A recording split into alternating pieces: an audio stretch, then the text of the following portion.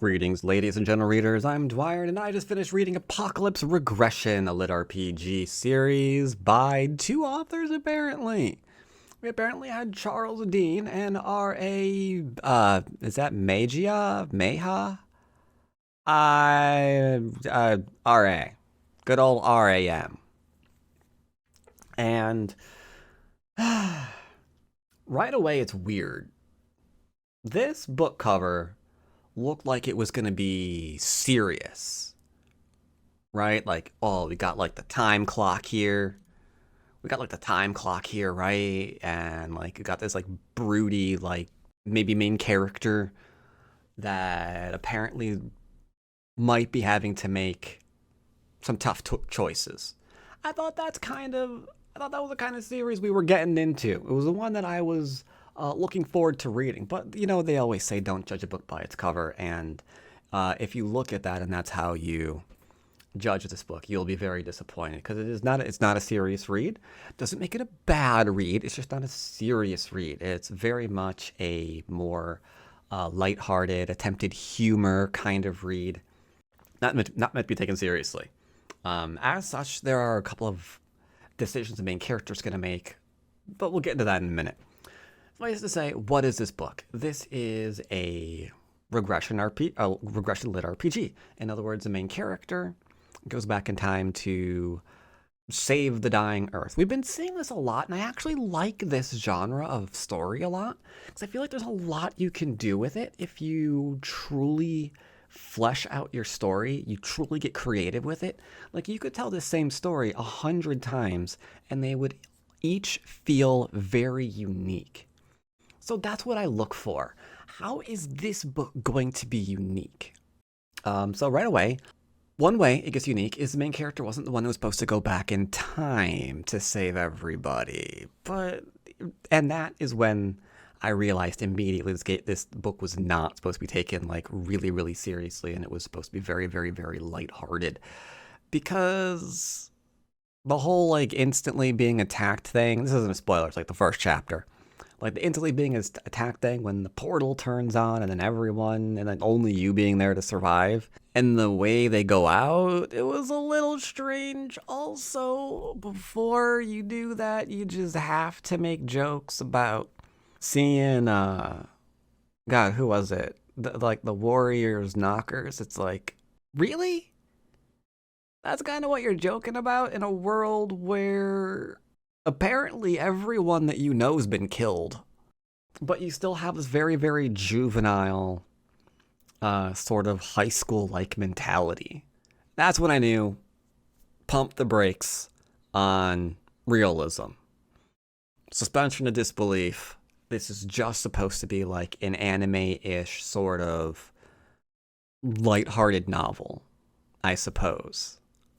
Which is a little unfortunate because I feel like the description of this book is a little misleading as a result.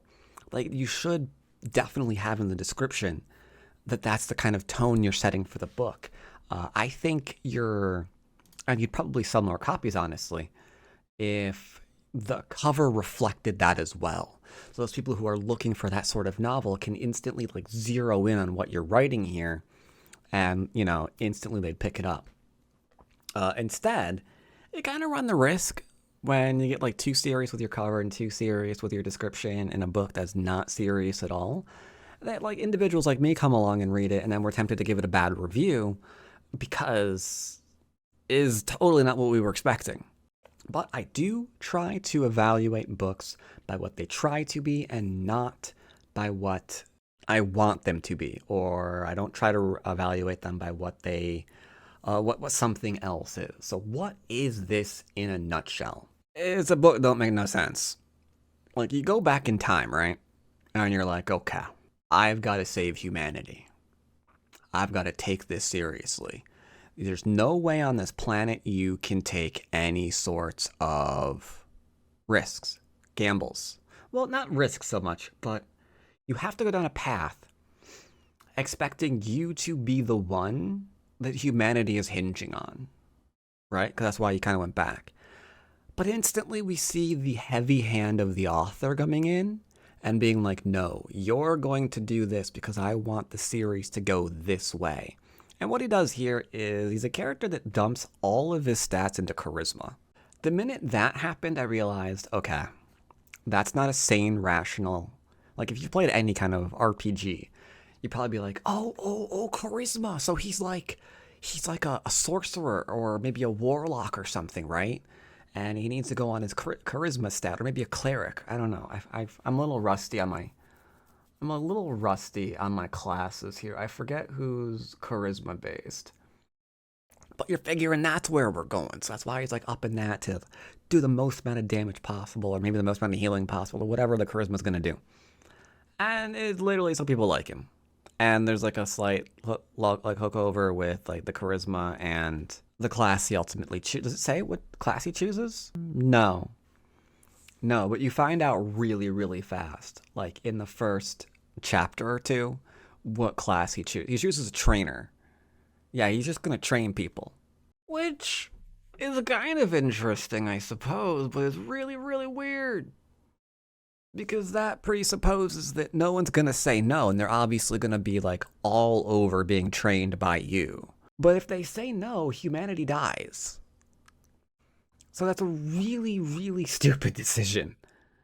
Like, okay, I'm going to bet all of this, and I'm going to be a trainer, and I'm going to be able to train people up really, really good despite being completely no one. And that's going to be great.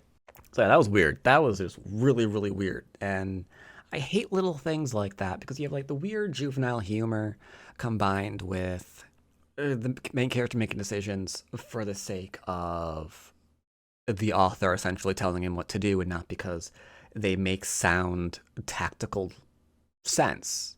Which you'd think he'd be able to do since he's like one of the only people at the end of the world who lived.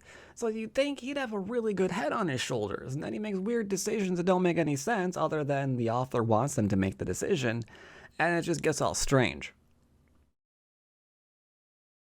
But again, that is again me overthinking the book. So it's hard for me to recommend it or not recommend it. Suffice to say, if that's something that you want to read, if that's something that you want to get into, good. But yeah, unfortunately, the main character has all the answers, including a really dumb ones. Like, and this is a spoiler. You know something bad's about to happen. So you take massive insurance policies out on everything around there that's about to get destroyed so you can cash on in and get rich. Admittedly, probably to, finance whatever. But that would raise so many red flags. You would have everybody on you immediately, instantly. The thing that has never happened before happened immediately after you took a massive insurance policy out on everything. The second book had better be him captured and interrogated within an inch of his life. Because there is no way you could do that, get that much money from this, and everyone would look the other way. But again, I'm overthinking the book probably. I'm probably massively overthinking the book. But that essentially is why I had trouble with it. Because I saw the natural reactions to the decisions being made. I wasn't seeing those reactions at all. So it was hard to get into a book that didn't feel real. Does that make sense? Like, I wanted to get into it. I like the genre and seeing how people are doing things differently. But it was just hard to get into because the things just didn't make any sense. Either way, I might stick around and read book one, or not book one, I just read book one. I might stick around for book two. I see that he's written a lot.